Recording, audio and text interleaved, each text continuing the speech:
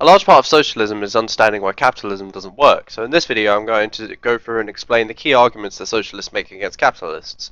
So if you think capitalism is good for society, you can see why others disagree.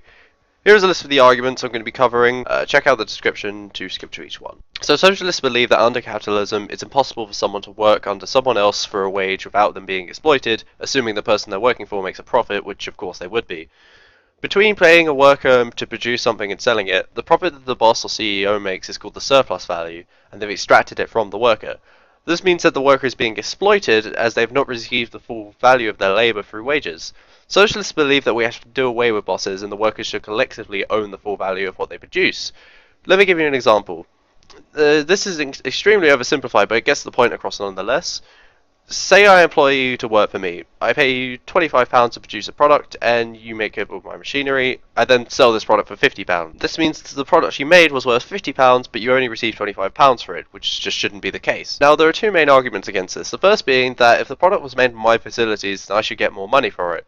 Well, you have to ask, where did I get those machineries and facilities in the first place? It's either going to be making profit on surplus value before on a smaller scale, or inheritance. The second argument is that if workers know their labour is worth more than they're being paid, then why don't they just sell it themselves? Well, firstly, a lot of workers don't actually know their labour is worth that much more, and secondly, even if they did, the product that they made doesn't even belong to them, because it was made in private property.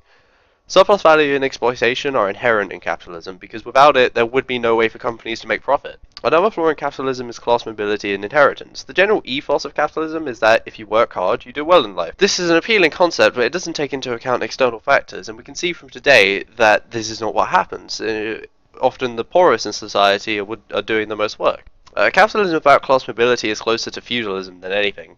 And while it's not impossible to go from rags to riches, it's certainly not easy and extremely uncommon. One of the main reasons for this is inheritance. If you just happen to come out of the right vagina in capitalism, your merit becomes a lot less important, as you already have the best education lined up for you, and you'll have capital and assets to use from the start.